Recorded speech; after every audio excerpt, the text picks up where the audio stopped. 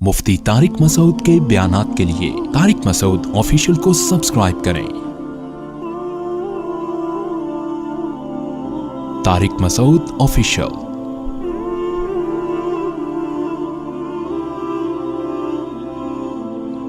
गुस्ल कब फ़र्ज़ होता है और गुस्ल का तरीक़ा क्या है। रसूलुल्लाह सल्लल्लाहु अलैहि वसल्लम ने फरमाया इन्नल्लाह ला यस्तही मिनल हक़, अल्लाह ताला हक़ बात को बयान करने से हया नहीं करते। तो गुस्ल के जो मसाइल हैं उनमें भी बाज़ दफ़ा कुछ ऐसी बातें आती हैं जो बज़ाहिर हया के ख़िलाफ़ हैं, लेकिन इल्म की एक बात है, सीखने और सिखाने में हया अगर करेंगे तो फिर ज़ाहिर है सारी ज़िंदगी जाहिल ही रहेगा इंसान। और गुस्ल के मसाइल सीखना इसलिए ज़रूरी है कि गुस्ल जब फ़र्ज़ होता है तो जब तक मुकम्मल गुस्ल ना हो आपकी नमाज अदा नहीं होती। रसूलुल्लाह सल्लल्लाहु अलैहि वसल्लम ने फरमाया अलमाउ मिनल मा, हदीस है कि गुस्ल फ़र्ज़ होता है ख्वाहिश नफ्स के साथ जिस्म से मनी खारिज होने से।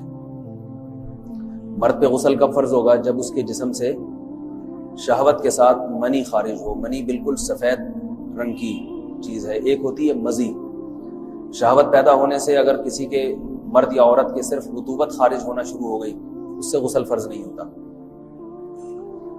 जब तक मुकम्मल शहवत पूरी नहीं हो जाती और मादा मनविया खारिज नहीं हो जाता, चाहे एहतलाम की सूरत में हो या किसी भी तरह से हो। मर्दों के साथ चूंकि ये बहुत ज़्यादा होता है नाइट फॉल की सूरत में, मर्दों पर गुस्ल की ये सूरत बहुत ज़्यादा फ़र्ज़ होती है। जैसे ही बुलूगत होती है तो एहतलाम शुरू हो जाता है, हफ्ते में 1 दफ़ा 2 दफ़ा 3 दफ़ा, बाज़ नौजवानों को रोज़ाना भी 2-2 दफ़ा होता है। जबकि ख़वातीन में ये वाले गुस्ल की सूरत बहुत ही कम होती है कि उनको नाइट फॉल हो या इस तरह से गुस्ल फ़र्ज़ हो। हज़ारों में किसी एक औरत के साथ ऐसा होता है। एक सूरत तो ये है गुस्ल फ़र्ज़ होने की। दूसरी सूरत क्या है कि जब इंसान अपनी ज़ौजा के साथ मिलाप करे और इंटरकोर्स हो जाए, चाहे उस सूरत में डिस्चार्ज दोनों में से कोई हो या ना हो, लेकिन दोनों पे गुस्ल फ़र्ज़ हो जाएगा, मर्द पे भी और औरत पे भी। ये तो मर्दों के गुस्ल के फ़र्ज़ होने का। मर्दों के गुस्ल में एक चीज़ ये भी है कि अगर आपने रात को नींद की और सुबह आप उठे और आपने कपड़ों पे निशान देखा, अब आपको ये पता नहीं चल रहा कि ये मनी का निशान है या मज़ी का है, तो भी आप पर गुस्ल करना फ़र्ज़ है। यही समझा जाएगा कि ये आप ख्वाब में डिस्चार्ज हुए। औरत पर जो गुस्ल फ़र्ज़ होता है एक और सूरत में होता है कि जब ख़वातीन को अय्याम आना बंद हो जाते हैं, हैज़ या निफास से जब पाक हो जाएं, तो भी उन पे गुस्ल फ़र्ज़ है। ये तो गुस्ल की फ़र्ज़ियत से मुताल्लिक़ अहकाम थे। कुछ चीज़ें ऐसी हैं जिनमें गुस्ल सुन्नत है, फ़र्ज़ नहीं है। जुमा के दिन गुस्ल करना रसूलुल्लाह सल्लल्लाहु अलैहि वसल्लम ने बहुत ज़्यादा ताकीद की है।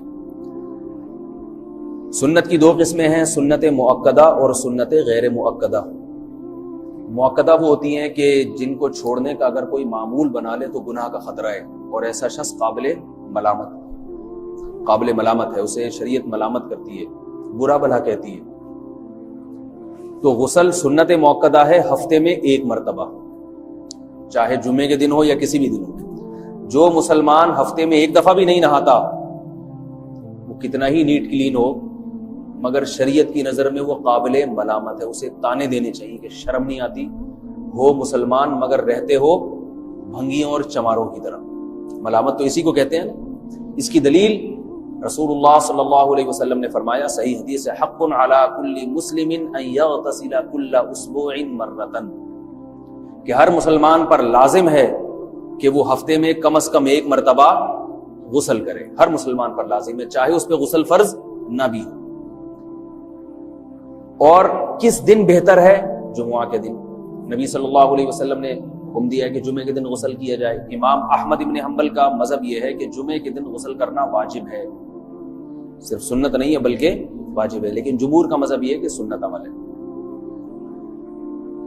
गैर मुस्लिम जब इस्लाम कबूल करता है तो उस वक्त भी उसके लिए गुस्ल करना सुन्नत है। जब हम मुर्दे को नहलाते हैं तो जो मुर्दे को नहलाए उसके लिए भी खुद गुस्ल करना अफजल है, सुन्नत अमल है। ईद के दिन गुस्ल करना सुन्नत अमल है। तो ये वो तमाम मवाक़े हैं जिनमें गुस्ल करना रसूलुल्लाह सल्लल्लाहु अलैहि वसल्लम की सुन्नत है। غسل کا طریقہ کیا ہے؟ غسل میں 3 چیزیں فرض ہیں: منہ بھر کے قلی کرنا، ناک میں پانی ڈالنا کہ ناک کی جو نرم جگہ ہے یہ اچھی طرح تر ہو جائے، اور پورے جسم پہ ایک مرتبہ پانی بہا دینا کہ جسم میں بال کے برابر جگہ بھی خشک نہ رہے۔ یہ تو ہے فرض، یعنی یہ کام کسی نے کسی بھی طرح سے کر لیا غسل ادا ہو جائے گا، چاہے اس کی نیت غسل کی تھی یا نہیں تھی۔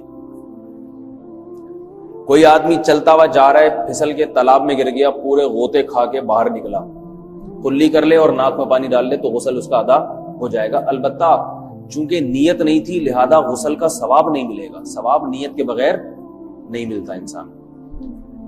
دلائل اس کے الگ موضوع ہے کہ اس کی دلیل کیا ہے کہ بغیر نیت کے بھی غسل ہو جاتا ہے، لیکن میں نے بتایا دلائل کا سیشن نہیں ہے، اس میں پھر بات لمبی ہو جائے گی۔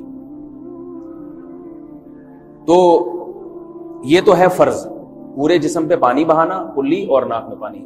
سنت طریقہ کیا ہے؟ رسول اللہ صلی اللہ علیہ وسلم غسل کیسے کرتے تھے؟ سنت طریقہ جس پہ جو اختیار کرنا چاہیے وہ طریقہ یہ ہے کہ جب آپ غسل کے لیے بیٹھیں تو سب سے پہلے وہ جگہ دھوئیں جہاں نجاست اور ناپاکی لگی ہوئی ہے۔ نائٹ فال ہوا، کسی کو احتلام ہوا، تو جہاں جہاں گندگی لگی ہے پہلے اس جگہ کو دھوئیں، استنجا کریں، شرمگاہ کو دھوئیں اچھی طرح، سمجھ رہے ہیں بات کو؟ اس کے بعد ہاتھ دھوئیں اور مکمل وضو کریں جیسے ہم عام حالات میں وضو کرتے ہیں۔ مکمل وضو کرنے کے بعد دائیں کندھے پہ پانی ڈالا، لیفٹ سائڈ پہ پانی ڈالا۔ پہلے زمانے میں تو چلو سے غسل ہوتا تھا، ہاتھ دھو لیے تو اب چلو سے پانی لے کے یہاں ڈالا جا رہا ہے، چلو سے پانی لے کے یہاں ڈالا جا رہا ہے، پورے جسم پہ ملا جا رہا ہے، اور چلو سے پانی لے کے 3 دفعہ سر پہ ڈالا جا رہا ہے۔ تو آج کل چلو ولو تو ہے نہیں، شاور کے نیچے جا کے کھڑے ہو جاتے ہیں، تو اس میں یہ کہ شاور کھولے اس میں کھڑے ہو جائیں، سارے چلو اس میں خود بخود ہی ہو جائیں گے، پورے جسم پہ پانی بہہ جائے گا۔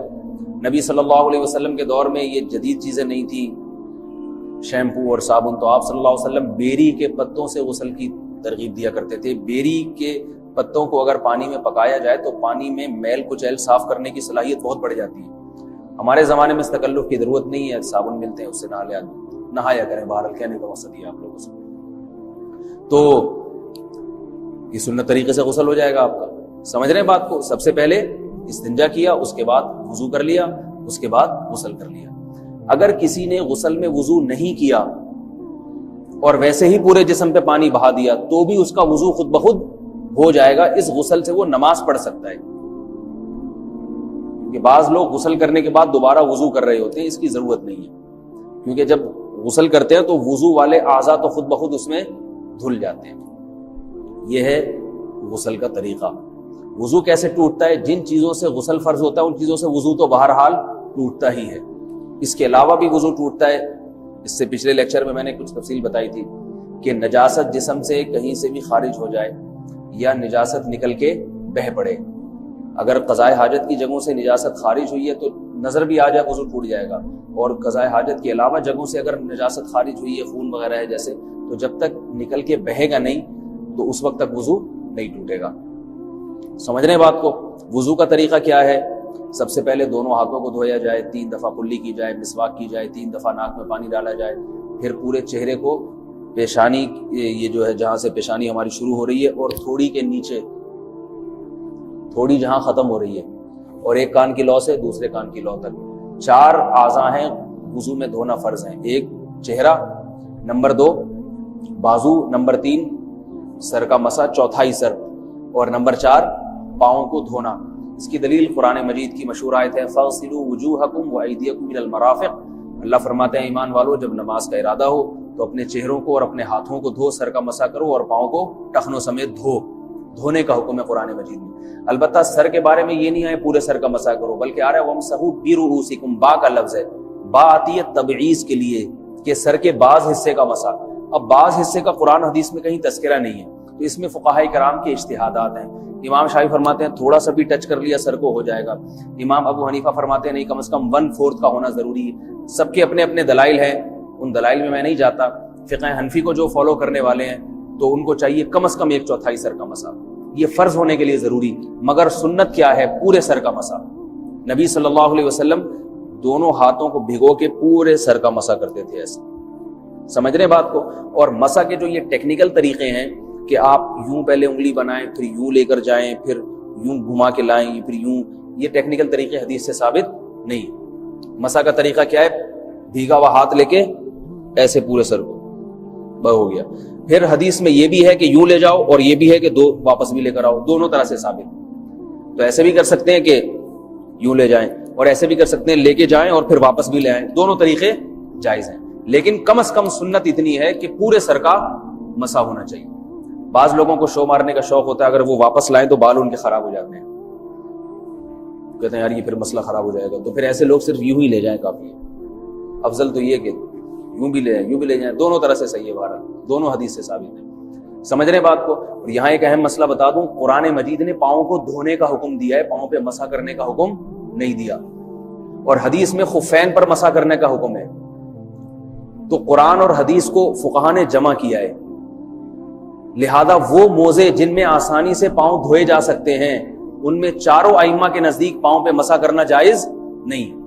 سعودی عرب میں جو بعض سلفی حضرات اور یہاں ہمارے ہاں بھی اہل حدیث حضرات نے عام موزوں پر بھی جو مسح کی ایک روایت ڈال دی ہے، اسلاف میں، تابعین، تبع تابعین میں اور چاروں ائمہ کے مذاہب میں اس کا ثبوت نہیں ملتا۔ اگر اسلاف میں کوئی قائل بھی ہے تو ایک شاذ قول، اکا دکا قول ملتا ہے،